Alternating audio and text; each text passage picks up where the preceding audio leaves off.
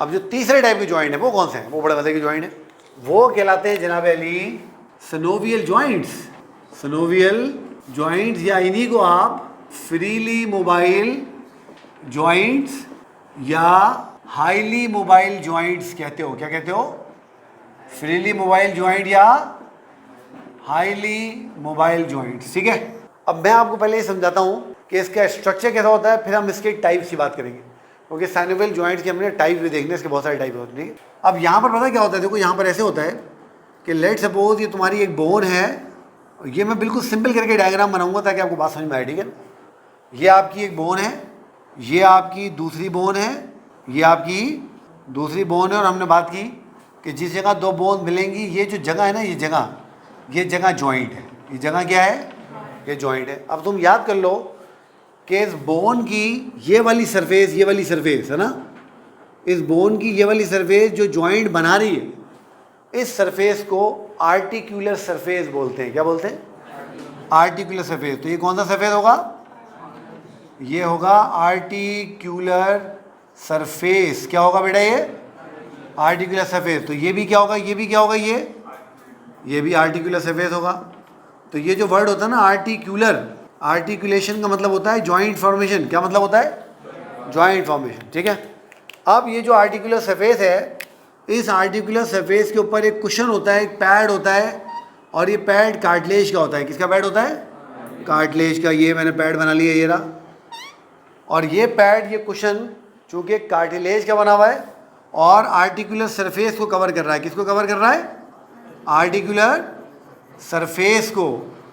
तो इसको हम क्या नाम देंगे? इसका नाम रखो आर्टिकुलर कार्टिलेज। क्या नाम है इसका? इसका नाम है आर्टिकुलर कार्टिलेज। चलो मैंने इसका नाम लिख दिया। ये भी यही है, आर्टिकुलर कार्टिलेज। क्या नाम है इसका?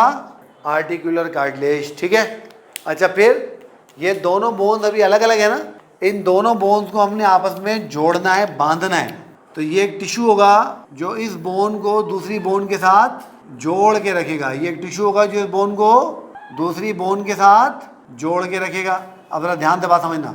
तो ये टिश्यू जो एक बोन को दूसरी बोन के साथ जोड़ के रखता है, या एक बोन को कार्टिलेज के साथ जोड़ के रखता है, यानी स्केलेटन के दो कंपोनेंट को आपस में जोड़ के रखता है, इस टिश्यू को आप और मैं कहते हैं लिगामेंट। क्या बोलते हैं?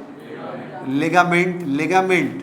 तो ये कनेक्ट करता है बोन टू बोन। ठीक है, अच्छा, अब तुम एक चीज़ नोट कर रहे हो, इसके अंदर एक कैविटी बन गई, एक स्पेस बन गया। स्पेस में नज़र आ रहा है पूरा, इसको कहते हैं जॉइंट स्पेस। क्या बोलते हैं? Joint space. और ये जॉइंट स्पेस ना तुम्हें फाइब्रस जॉइंट में मिलेगा, ना तुम्हें कार्टिलेजिनस जॉइंट मिलेगा, इसलिए उनमें मूवमेंट नहीं होती। यहाँ चूंकि स्पेस है ना, तो जहाँ स्पेस होता है वहाँ मूवमेंट हो सकती है। भाई देखो ना, ये जो कुर्सी है, फर्ज करो कुर्सी है, मैं इसको आगे पीछे क्यों मूव कर पा रहा हूँ? क्योंकि यहाँ स्पेस है। अगर यहाँ पे स्पेस नहीं होती, कुर्सियाँ होती, तो क्या है, मूव कर पाती? ये मूव नहीं कर पाती। अब क्या होता है कि ये जो तुम्हारा जॉइंट स्पेस है ना, इस जॉइंट स्पेस के अंदर एक मेम्ब्रेन होती है, और वो मेम्ब्रेन कभी भी आर्टिकुलर कार्टिलेज के ऊपर नहीं होती। कहाँ नहीं होती बेटे? आर्टिकुलर कार्टिलेज के ऊपर नहीं होती, इस तरह से होती है। ठीक है, अब ये जो मेम्ब्रेन है ना, ये वाली मेम्ब्रेन, ये तुम्हारी सिनोवियल मेम्ब्रेन है। ये क्या है? तुम्हारी सिनोवियल मेम्ब्रेन। और सिनोवियल मेम्ब्रेन क्या करती है?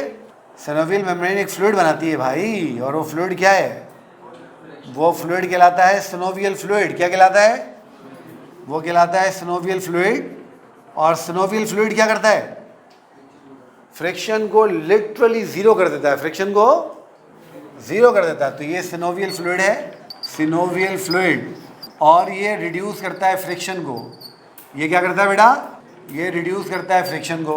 तो ये तुम्हारे सिनोवियल जॉइंट का स्ट्रक्चर है। ये क्या है? तुम्हारे सिनोवियल जॉइंट का स्ट्रक्चर। और अब तुम्हें समझ में आ गया ना इसमें मूवमेंट क्यों कर पॉसिबल हुई है? क्योंकि इसके बीच में गैप है, स्पेस है, और ये स्पेस को अलाउ करता है कि ये मूव करे। बेटा बात समझ में आ गई है?